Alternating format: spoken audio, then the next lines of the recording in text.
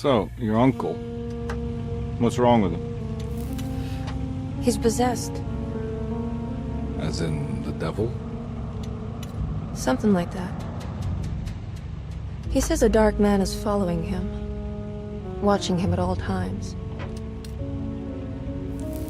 What do you make of it? It's nonsense, of course, but I'd be lying if I said it didn't bother me. You see, it runs in my family. Possession? No, Detective. Deteriorating melancholy. Practically every member of the Hartwood family is driven mad before they grow old.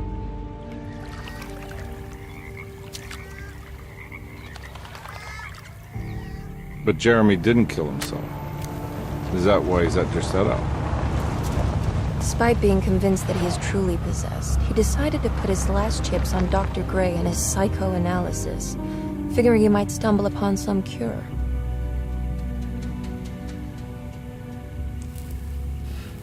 You mentioned the letter. I received a disturbing letter from Jeremy accusing the staff and all the other patients of being involved in some cult. And now they are also out to get him. Could it be real? Or is it all just in his head? It's a story he tells himself, Mr. Carnby. Anything to avoid the truth. Which is? That we're all terribly insignificant. That people mean so very little to one another.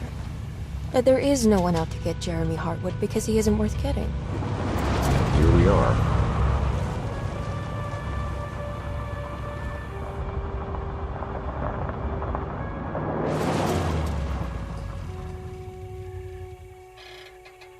My uncle's not well, Mr. Carnby. I want to make sure he's all right. Then what's my part in this? You couldn't get a cab? I just wouldn't feel safe going alone.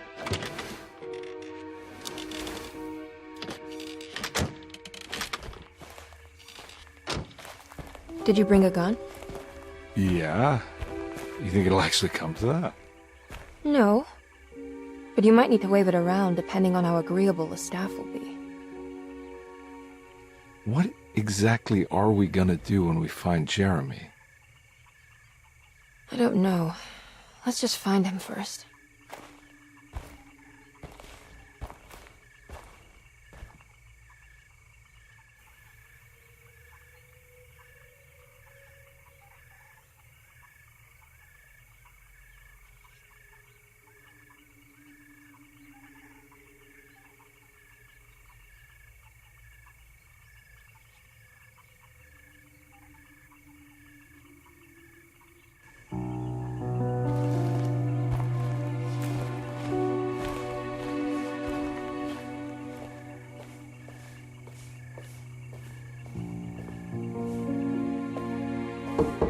Hello? Hello? Looks abandoned. It can't be. There has to be someone around. Wait here. I'll go around back.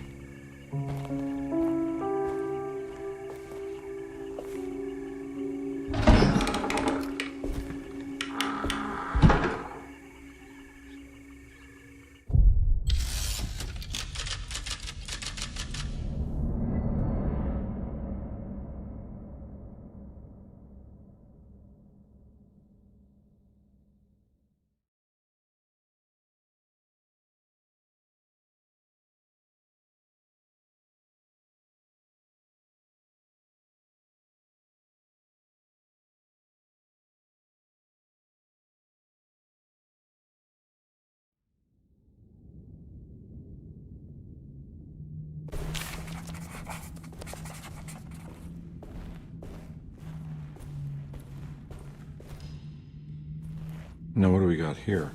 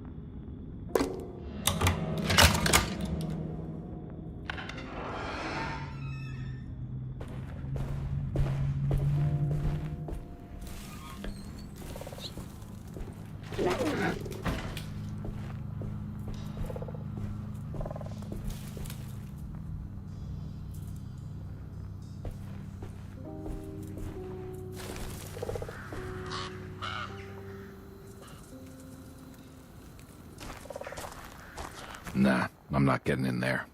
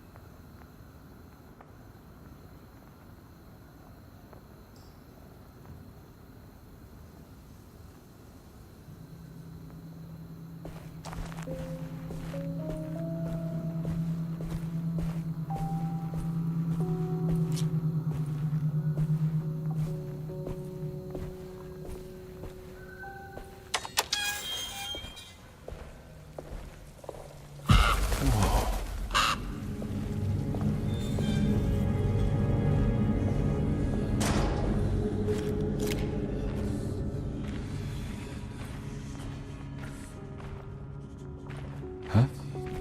What?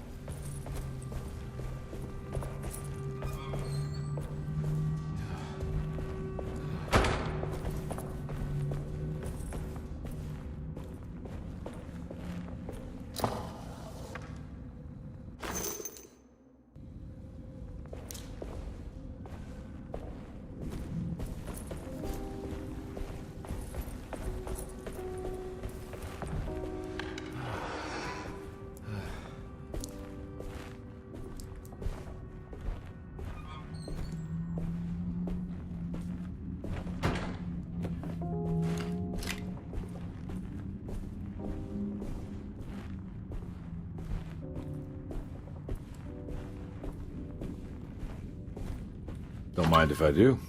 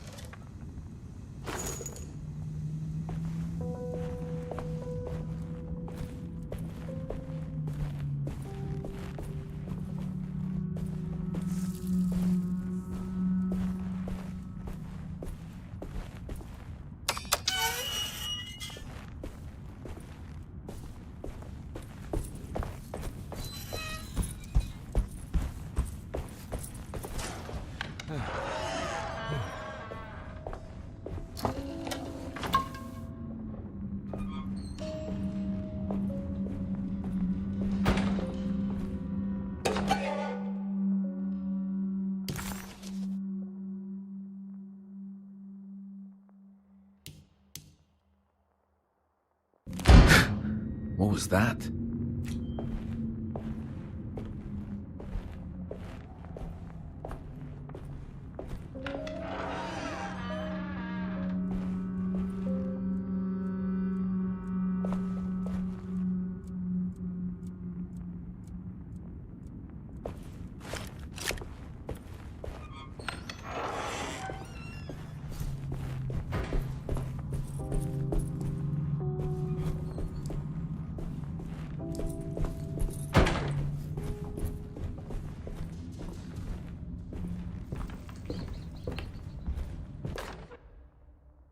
Every day your silence weighs a little heavier. It's been a difficult year for everyone, and many have lost all hope. I read in the papers about people suffering. Pictures of dust-covered landscapes without a drop of water. I wish I knew if you were still tending the earth or if you had turned your back against us. I have started to look for help elsewhere. I pray you will tell me if I am going down a path that you find disagreeable. With help from Baptiste and Charlotte, I found comfort in the practice of the voodoo. I have long been skeptical of that Caribbean cult, but it's been of good use to me. It seems all harmless in my book. I say some words dreamt up by the Creoles, and I carry around a small pocket of gris-gris. Nothing of this is mentioned in the Bible, of course, but the French Quarter priestess tells me it's all connected.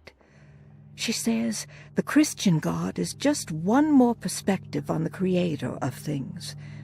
That's what I like to think, but the other way around, that the spirits of her faith are just aspects of you, our Heavenly Father. I am so grateful for the words you gave Mr. Hartwood. We will sing your praises at St. John's Eve. The world will be blessed soon again. Only the sacrifices of the Old Testament compare to your demands. Let it be the truth. A mother of earth, wood, and dirt. A mother of 1,000 young. Sacred sand, $1. Black cat oil, $1.50. Devil shoestrings, $0.25. That makes $2.75, madame. What was that you were telling the doctor? A goat without horns. What does that mean? You must have misheard me, madame. I said no such thing. Please, I know I don't look like any of you, but I'm devout. I'm ready to do what it takes. Do not be so eager to sacrifice the few things you have left, madam. Now please, leave my store. A goat without horns.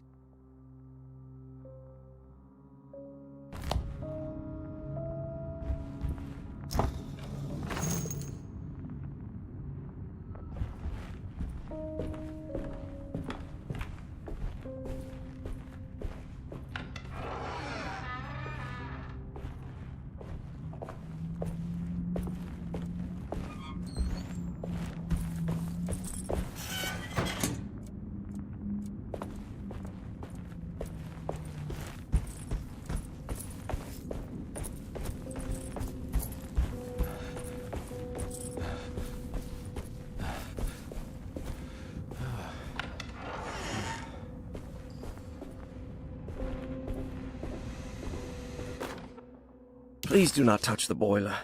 It is working after all. While the sabotage has caused a leak, only the decorative plate has been completely ruined. Let's wait for Mr. Chance to turn up and he can take a look at the leak. Mr. Waits.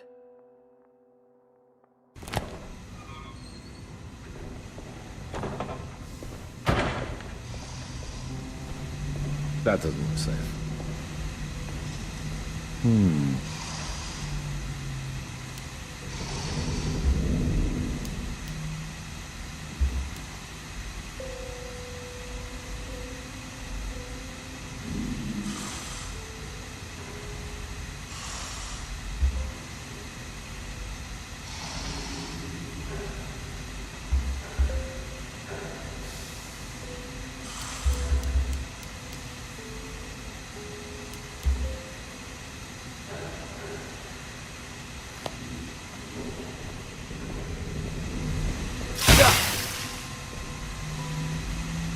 There's something missing.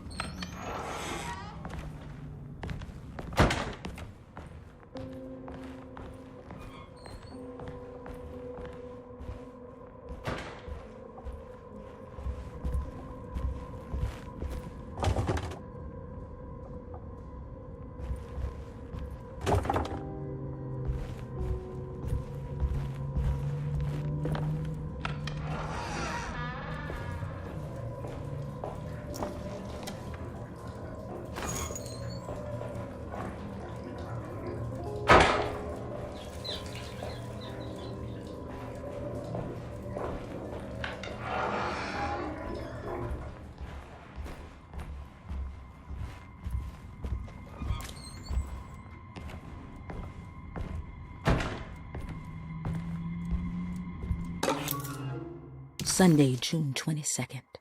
I spent all day looking for Jeremy.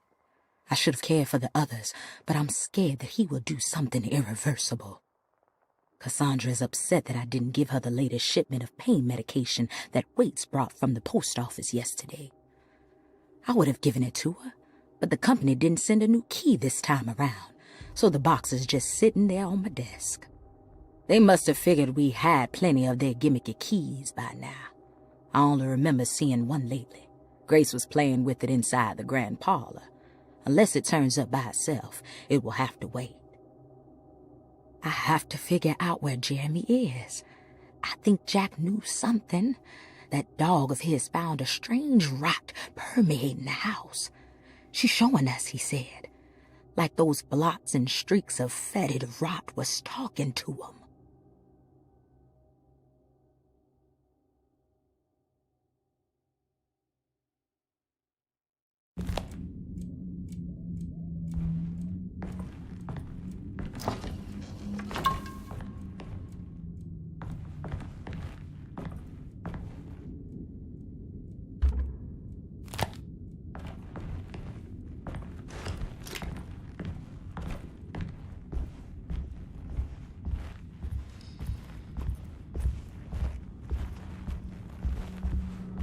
I need the key.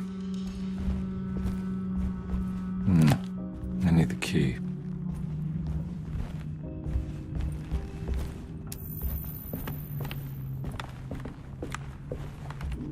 It's wedged shut.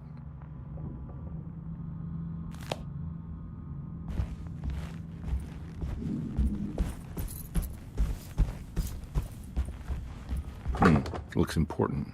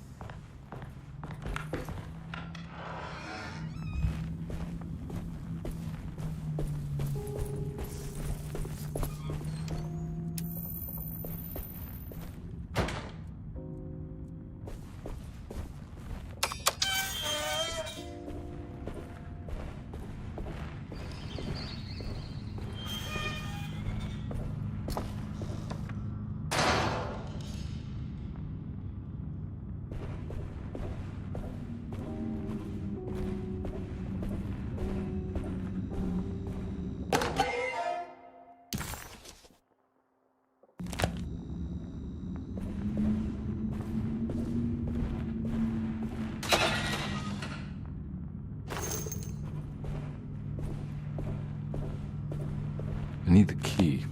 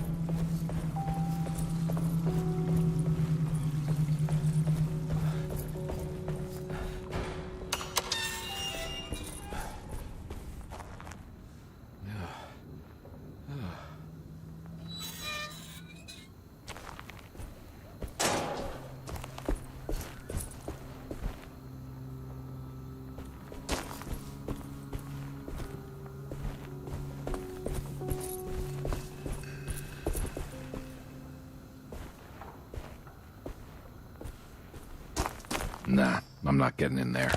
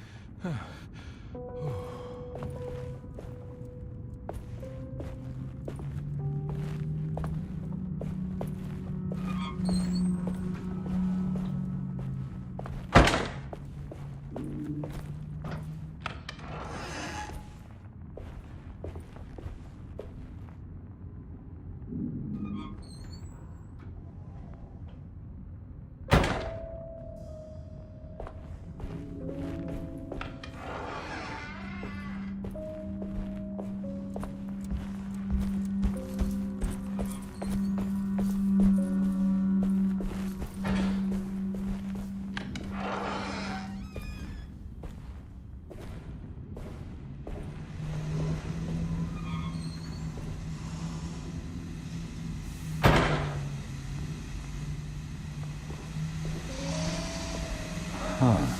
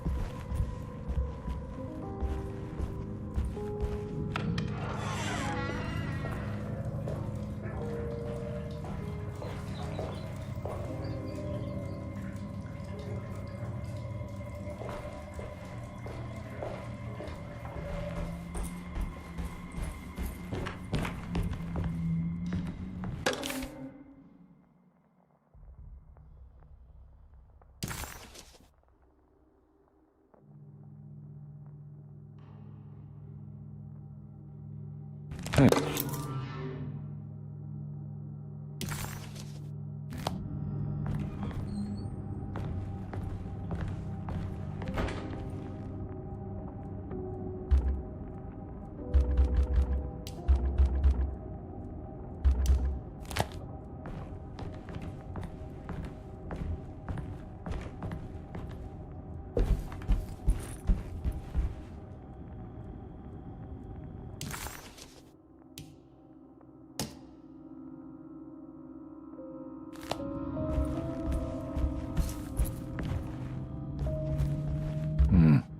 I need the key.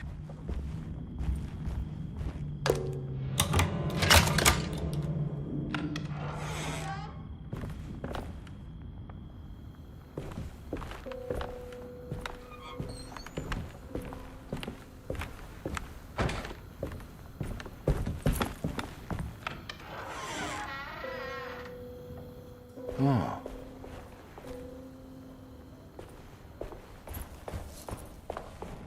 I need the key.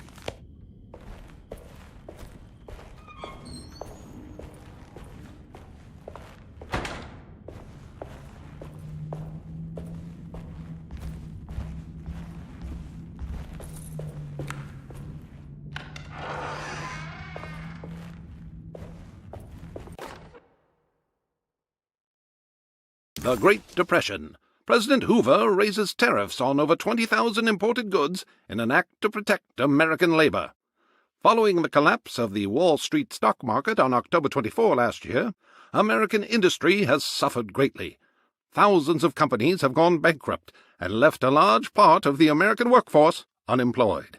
In an attempt to turn the tide, the Smoot-Hawley Tariff Act has been signed by President Herbert Hoover. By regulating commerce with foreign countries, the government hopes to encourage the industries of the United States to compete with cheap foreign imports. Superstition on rise. New Orleans voodoo stores and spiritual mediums see increased profit during troubled times. While the market has faced hard times ever since Black Thursday of last year, voodoo doctors and snake charmers see significant rise in number of customers. With the coming Eve of St. John on the 23rd, the police expect increased cult activity around Bayou St. John, the southern shore of Lake Pontchartrain. Voodoo rituals in that area on the Eve of St. John have a long tradition reaching back to the first snake worshippers brought as slaves from West Africa.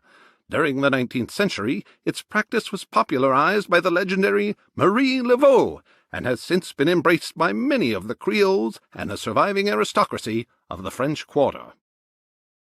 Author seeks asylum. Rumors regarding author Cassandra Beauregard making Derceto her home verified. Derceto Hospital is an old plantation building on the eastern shores of Lake Pontchartrain. While often considered an asylum for the insane, residing Dr. Elmore Lee Gray prefers to think of it as a convalescent home, a place where you can go to rest. The patient list is kept secret, but thought to include many of the black sheep of wealthy families, because at Derceto, treatment does not come for free. Local author Cassandra Beauregard has now been confirmed by her own admission. She's been lauded as a powerful Creole voice and written many successful books. Lately it was reported from Hollywood that she has finished a moving picture manuscript titled Slaughter Gulch. That film is set to hit the theaters next year.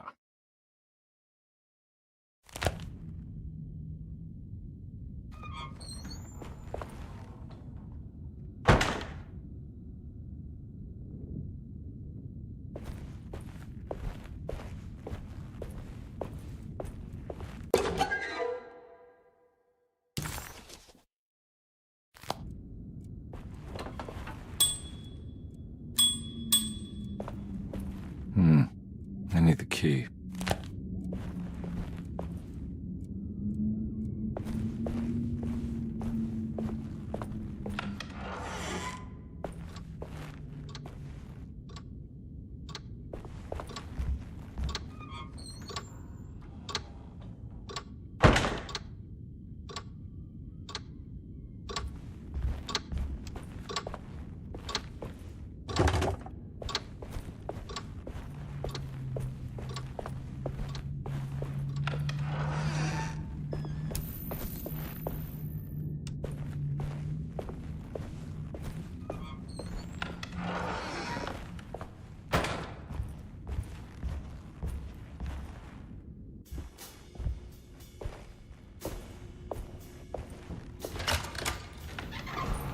Thanks. What are you doing? Who are you? Whoa, pardon me, excuse me. My name is Edward Carnby, private investigator. I hope you don't mind we let ourselves inside. I do mind. This is private property. You can't just barge in here. I'm sorry about all this, but I'm looking for my uncle. It's urgent, and no one was answering the door. We can't hear you knocking anymore. None of us can. Who is your uncle, darling? Jeremy. Am I right? She has that Heartwood gloom, doesn't she? That's right. I'm Emily Hartwood. I just came to make sure my uncle is all right. Well, he is unavailable right now. You will have to come back another day. Unavailable how? Is he sleeping? We can wait. He's lost. Don't I know you from somewhere? Who's your man again, Miss Hartwood?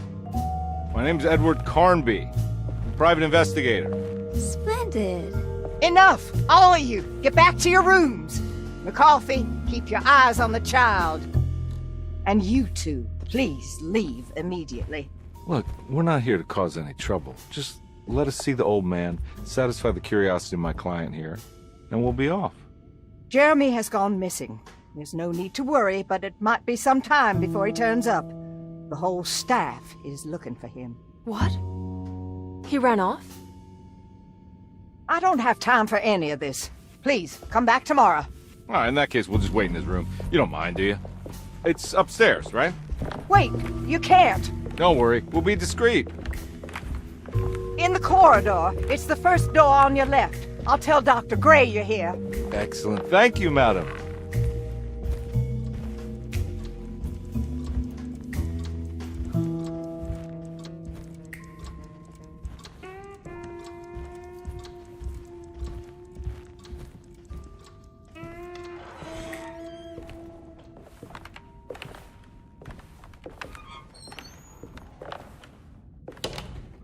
All right, here we are. Let's look around. See if we can dig up any clues.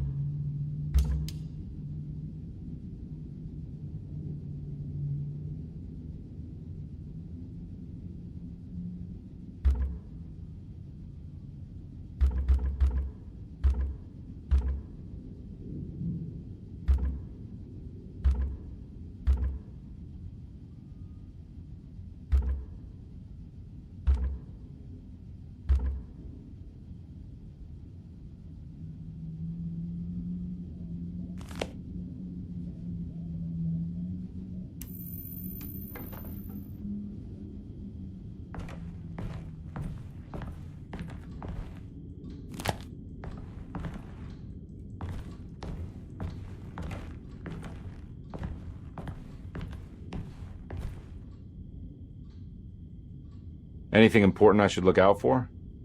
Did he keep a diary? Not that I know of, but it wouldn't surprise me.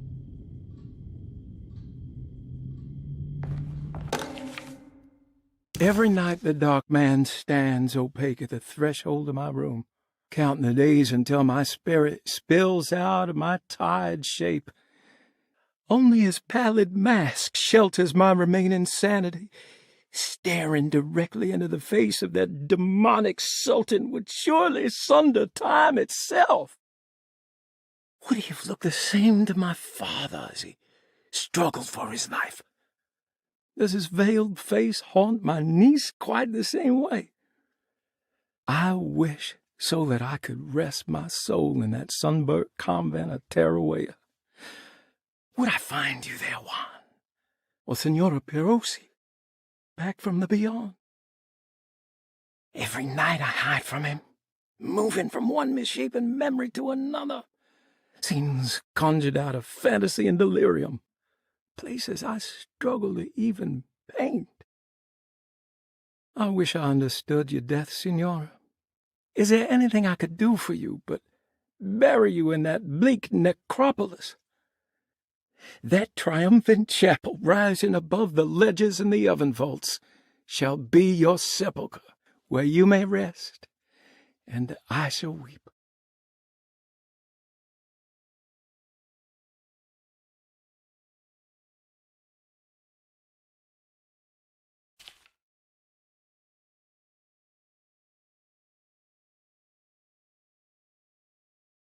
did you first come to understand such things, Senora? How did you know that the battered boil in the basement would lead me to Lafayette Cemetery? Or how the old upstairs clock, with its astronomical motifs, would take me to that hateful mound outside of Claremont Harbour? Those are my memories, my past. Is there perhaps a chance, if ever so small, for me to see Tarawaya? Oh, I want that more than anything. Please, let my talisman take me there. Let me sit with Juan under his Bodhi tree. Despite having sold me that talisman, Miss Jackson, the voodoo priestess, revealed none of her secrets to me. That's why I had to travel to Tonka. Instead, she cruelly told Baptiste, my caretaker, that he would be betrayed and killed in the most awful way, that the one he loved would pierce his thigh with a sharp spear, and that he would be devoured by his own mother. What a terrible thing to say.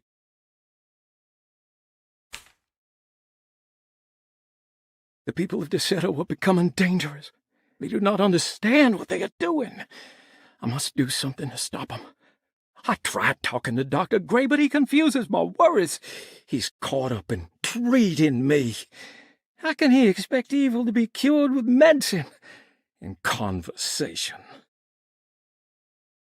The orderlies, the housekeeper, and the patients are all deranged.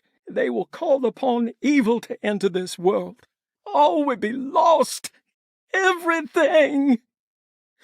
Unless I can find the clerk, Mr. Waite. He seems to be a clear-thinking man. Maybe Beauregard. The dark man offered me a prison, and I accepted. I signed that miscarried contract and entered the dark pact. Everyone is safe, except for me.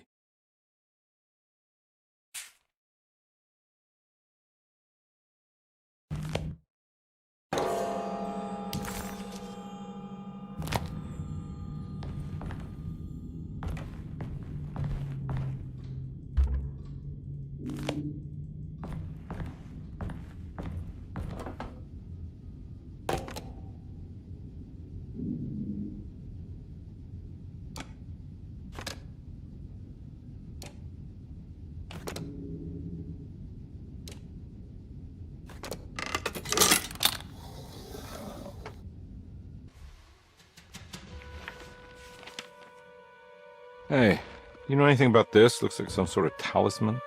No, I don't. Oh, help me out here, will you?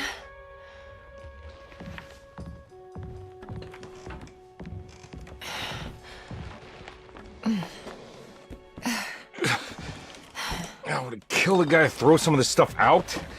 I'd be crazy too if I had this much junk lying around.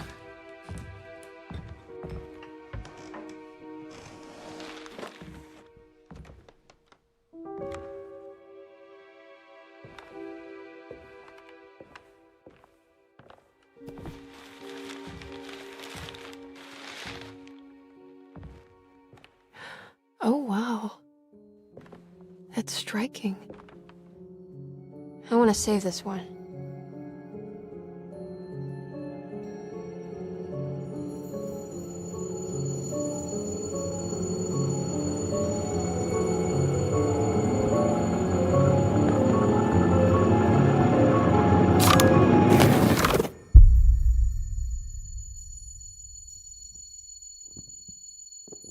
All right, come on. I want to go see Dr. Gray.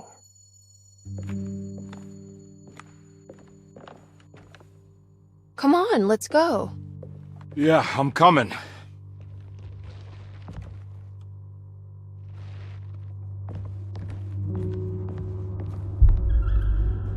Miss Hartwood.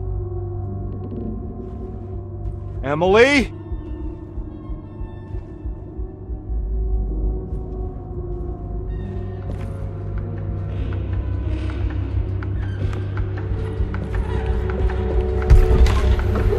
What the hell is going on? Where am I?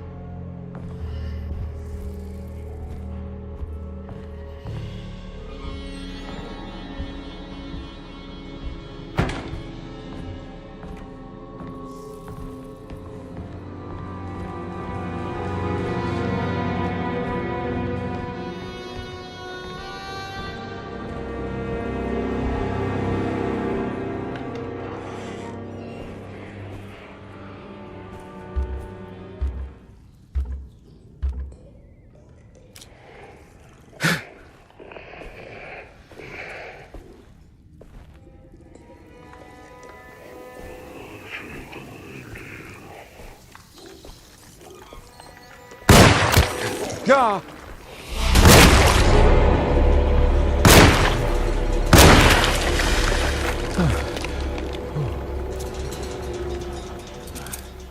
Christ, what the hell was that?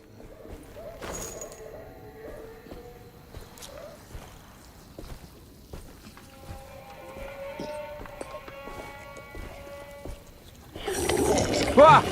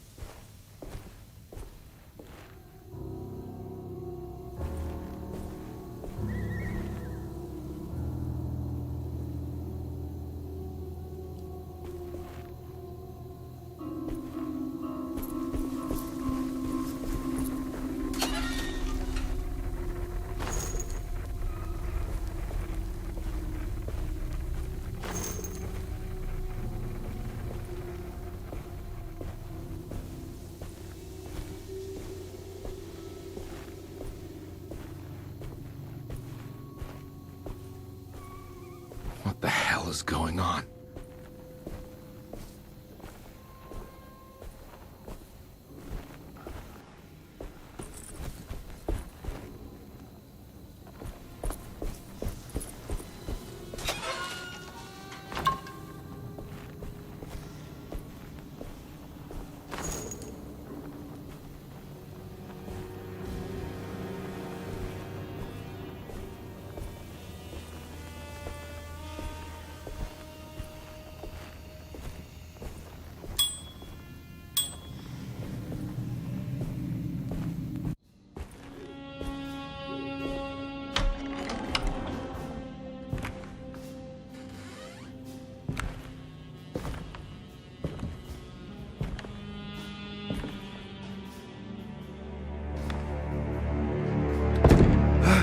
Let them get inside, combat. They're not the good kind.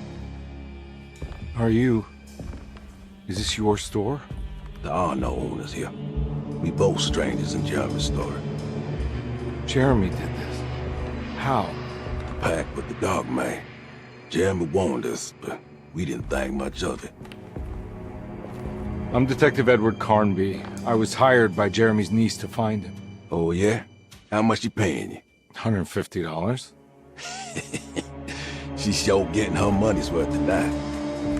Are you a thinking man, compare? No, not if I can help it.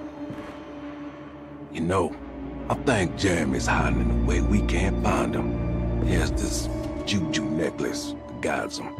The talisman? That's right. It's some magic charm he got from Miss Jackson down the street. The voodoo priestess? You know surprising things, compare. Yeah, the Mama Loa. Here, take the key. I locked the gate to save her place from all the ghouls and goblins getting inside.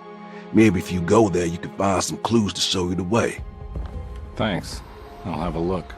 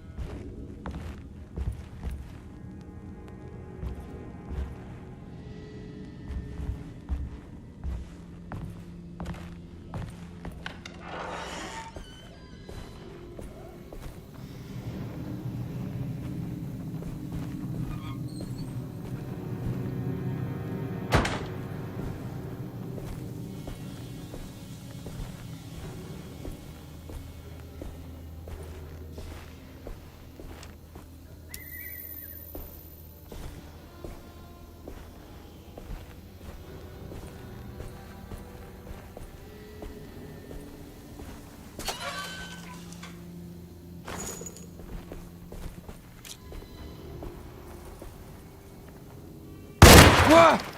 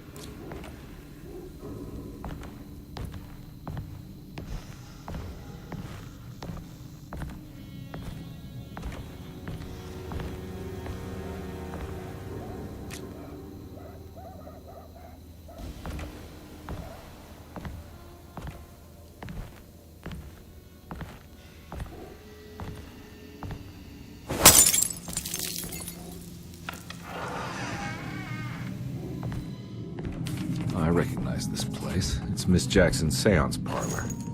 Let's see if she's got any information on Jeremy's talisman.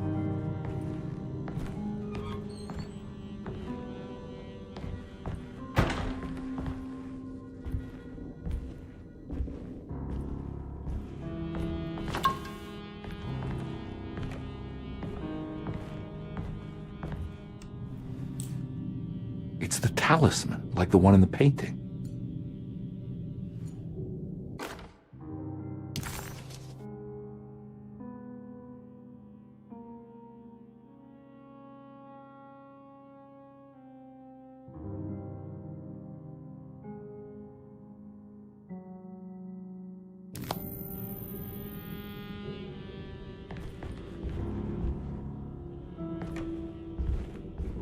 think it's meant for the talisman.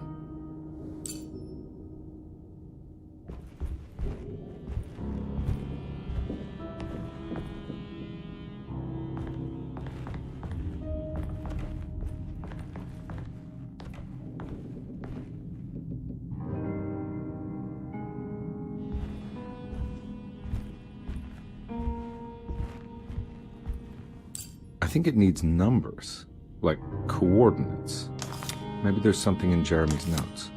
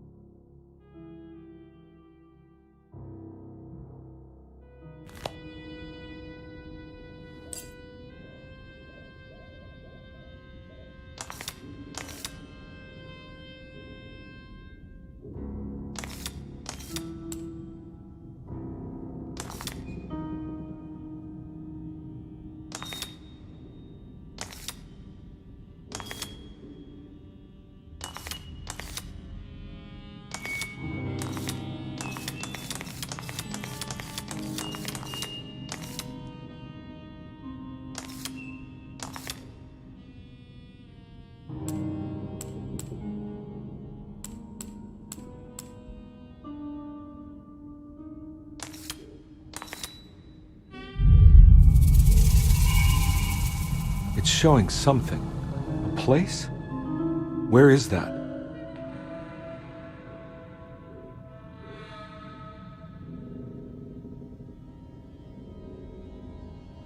Huh.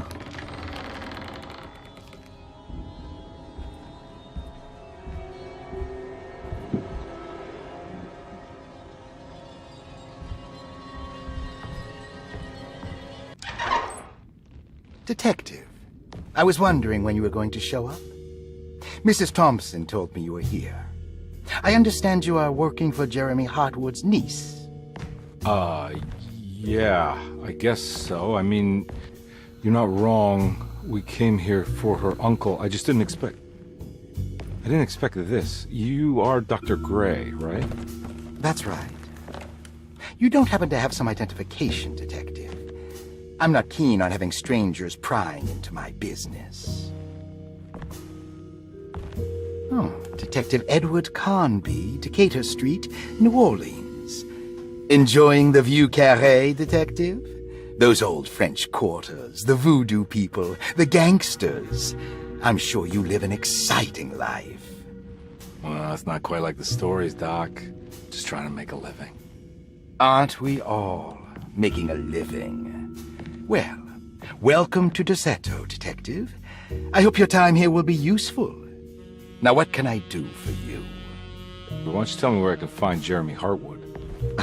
Why wouldn't that make for a short visit? I wish I could tell you, but I'm afraid I don't know. A drink, Detective? Anything brandy. Oh, you do belong in the French Quarters, Detective. Armagnac or cognac? You know, just give me the cheap stuff. I'm not much of a connoisseur. Having low standards is not a virtue, Detective. Let me see if I can broaden your perspective. What can you tell me about Jeremy? I wouldn't want to go into details about his condition.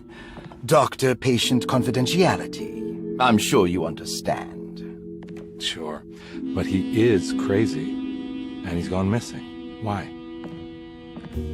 Here, try this. Ooh, it's good. Got a bite? It's called a sidecar. The trick is not to be afraid of the tartness of the lemon. Then, for goodness sake, don't overdo the triple sec. Okay, what can you tell me about Jeremy? Well, let me think. He is an anxious man, constantly worried about events not presenting themselves according to his model of predestination. He complains about things not being carried out in the right order, and that some things simply shouldn't be. Is any of this helpful to you? Not really. I was hoping for some direction where to look next. I'm sorry. I have nothing for you then. You should talk to my orderlies. They have been looking for him for a while now. I'm sure they would appreciate your help. Yeah, I ran into Batiste earlier. Come to think of it, he might have given me a lead. Oh, excellent. So your investigation is already underway. I'm gonna go, but I'm sure we'll meet again. Looking forward to it. Safe returns.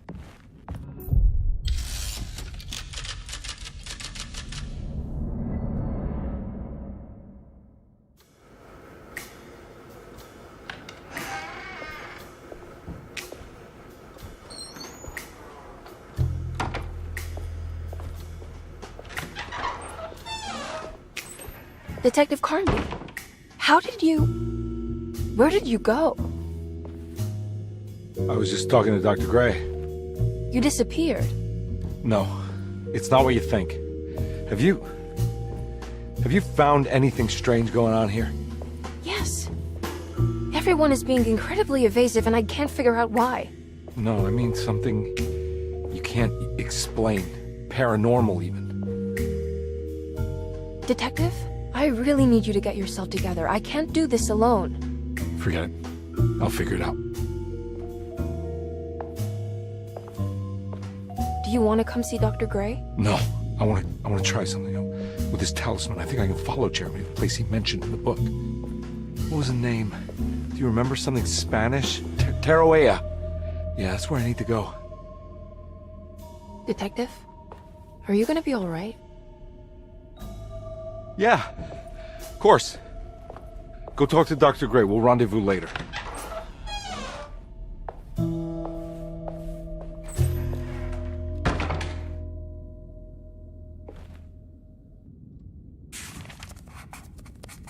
This talisman brought me back from the French Quarter in the blink of an eye. If Jeremy can travel so easily, then he could be hiding anywhere, even Tarawea. If he can do it, so can I. I just need to figure out how the talisman works.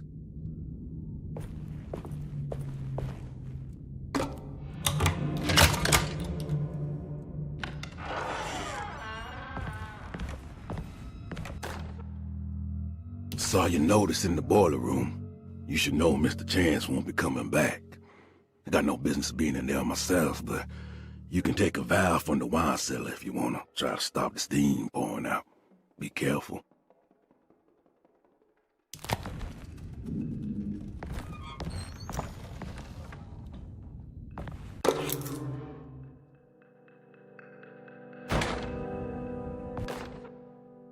Dr. Elmore Lee Gray is DeSeto's chief doctor. Accounting and all administrative work is handled by me, Paul Waits. Magdalena Thompson, or Mags, is responsible for the household. Jean-Baptiste and Charlotte Tabois are responsible for keeping the guests' medical regimens in check. Finally, Jack Chance is our gardener, who can occasionally be seen in the conservatory, but is for the most part busy outside. There are currently 6 guests at DeSeto. Malcolm McCarthy and Ruth Tallant reside on the first floor. Jeremy Hartwood, Elisabetta Perosi, Grace Saunders, and of course Cassandra Beauregard live on the second floor.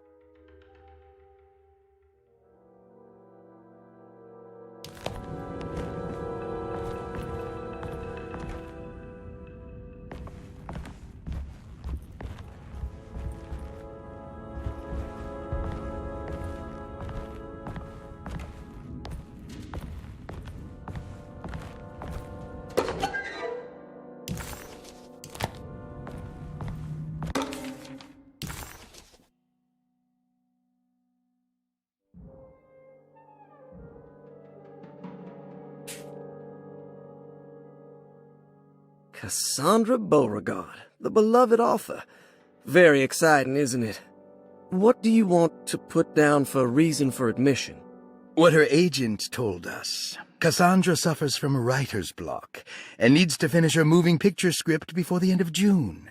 Mr. Chardot suggests Cassandra's heavy use of barbiturates is holding her back and risks ruining her career. And how should we summarize her personal history? Let's keep it short. Cassandra Beauregard is a beloved crime author who managed to pull herself out of poverty and into stardom. 5 years ago, she tried killing herself by jumping off a balcony. The incident left her a cripple, and now relies heavily on her wheelchair. And for diagnostic impressions? Cassandra suffers chronic back pain following her suicide attempt. She self-administers morphine to keep herself ambulant, but has become addicted, and the desired effect is now lost. The drug abuse clouds her mind, and she is unable to focus on real life. To save herself from this insight, she instead makes up stories to fill out the gaps in her own thought process, resembling the Korsakoff syndrome. Oh, bravo, Doctor. How will you treat her? First of all, she needs to be weaned from her drug addiction, and hopefully it will resolve her compulsive lying. Then look into permanently numbing her pain in her back through surgery. Finally, deal with her suicidal thoughts. Fantastic. With such a short time before June, I really hope she gets better soon. We will do what we can.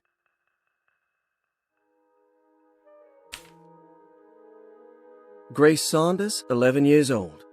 Reason for admission? The mother insists on strict supervision by a proper gentleman to avoid further perversion of Grace's adolescence. Personal history? Grace's family possesses modest wealth and status. Her childhood seems ordinary, spending most of her time with private teachers and family friends. Grace's father recently passed away, leaving her mother the sole caregiver. And diagnostic impressions? Grace has trouble dealing with her father's death. She is willingly suppressing her feelings on the matter and isn't properly acknowledging the trauma she suffered. Any planned treatment? Grace needs nothing out of the ordinary. She simply needs parental guidance. Eventually, we can work on her feelings toward her father. Thank you, Doctor. I'll finish the paperwork and get her installed. Malcolm McCarthy, 54 years of age. Reason for admission? McCarthy admitted himself to Dorsetto, stating simply that he needs some damn rest. And personal history? McCarthy claims he used to work as a lawyer in Baton Rouge, but says he can't go into details because of some legal dispute. His background remains largely a mystery, except for the occasional clue that he drops in conversation. Huh. And diagnostic impressions? McCarthy is an anxious man and an alcoholic. He often tells half-truths due to some deep-seated inability to trust other people. And how will you treat that? McCarthy will take some time to open up. Spending time with Jack's dog or the child should be good for him. Their harmless nature will help build his sense of trust. Thank you, Doctor. Elisabetta Perosi, 33 years old? What should I put down as reason for admission? Well, Perosi broke into Dorsetto and was found wandering the grand parlor. She was confused and suffered partial amnesia. She insisted she belonged here and offered to pay for her stay. Right. What do you make of her story? Perosi claims to have been a member of the Astarte artist colony some 20 years ago, a claim that seems contrafactual due to her young age. She looks to be and even thinks she is 33 years of age. That would make her a child at the time. It seems fair to say that Perosi's story is untrue, deliberately so or not. Diagnostic impressions? Do you have anything? Perosi's story is peculiar, because she retracted her story about the artist colony. She no longer claims to be the same person as Elisabetta Perosi. However, my staff's research has confirmed there was a Perosi at that time who was in her early 30s. I suppose this case will take some time to investigate. How will you go about it? I wanted to contact the real Perosi, but it seems the whole colony disappeared one night. September 29th, 1915, during a hurricane. I will have to take it slow and figure out what this spell of impersonation could have been. Oh, I'm sure it will all clear up eventually. Thank you, Doctor. Ruth Talon, 29 years of age. Reason for admission? Ruth's father wishes that his daughter be removed from New Orleans nightlife for the foreseeable future. He fears that her overly free spirit is tarnishing the family's reputation. Sounds simple enough. Personal history? Ruth comes from considerable wealth. Her family owns several hotels and restaurants. Unlike the rest of the family, her sense of adventure has taken her around the world, including France during the Great War as a photojournalist. The last decade, she has provoked many rumors of being a debauched flapper, bordering on nymphomania. And diagnostic impressions?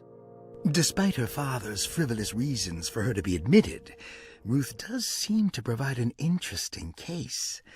She is refreshingly open and doesn't shy away from talking about her life during the war or her continuous celebration after returning to the States. She is admittedly a sexual deviant and feels no remorse. And her treatment plan? Simply staying at Dorsetto should do wonders for Ruth. If not, at least for her family's reputation. Ruth doesn't need to change, but with therapy I might be able to share with her some sympathy towards her family. I doubt she will settle down and become as dull as the rest of them, but at least she might try to be more discreet in the future.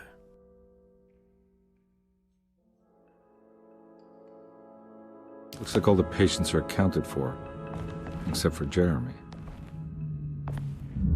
There's no way I can get into this thing. Better leave it alone.